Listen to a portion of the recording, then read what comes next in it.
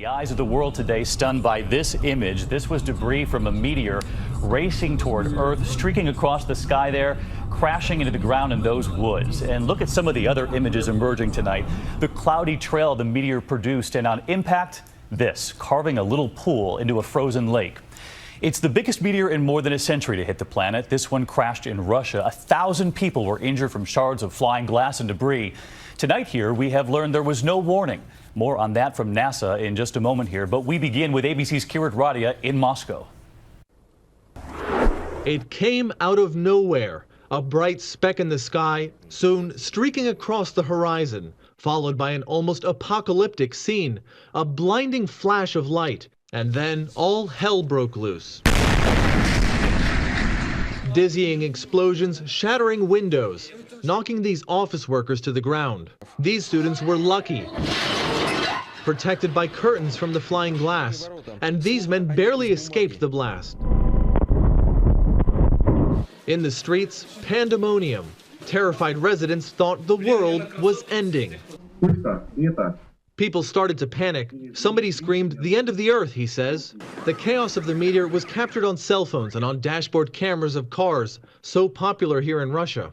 The blast was so powerful it knocked down a wall at this factory. In all, over 1,200 people were injured, mostly from broken glass. 3,000 buildings damaged, over 1 million square feet of glass shattered. Many were injured after going to the window to check out the flash in the sky.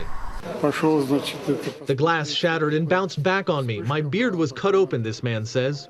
The meteor was believed to be about 50 feet wide, weighing a whopping 7,700 tons. That's about the same as the Eiffel Tower. It raced towards Earth at over 40,000 miles per hour.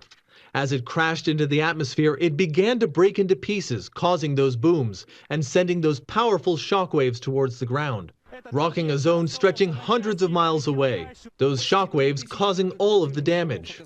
As for the pieces of the meteor, one of the bigger chunks landing here, leaving that massive hole in the frozen lake.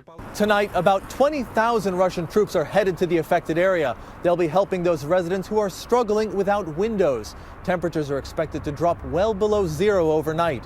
Meanwhile, Russian television coverage has been going wall to wall with what some commentators said looked like a scene out of an action movie. David? Kirat Radia leading us off from Moscow tonight. Kirat, thank you. And this, of course, comes just as last night here we told you about the asteroid barreling toward Earth. That was something completely different, not to be confused with this meteor.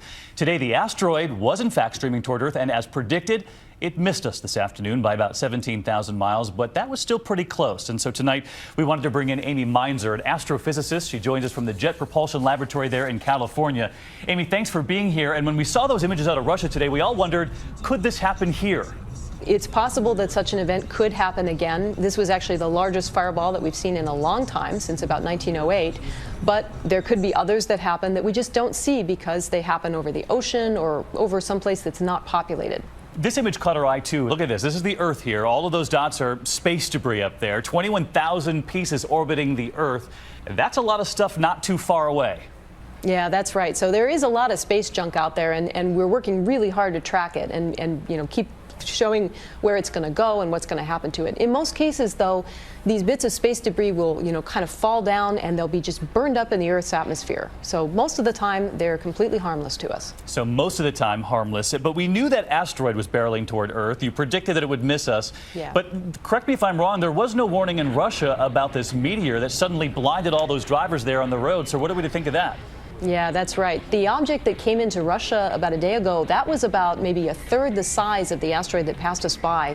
It's pretty small, actually, as these things go. It was about 15 meters across. That's about the size of 2 parked vans end to end.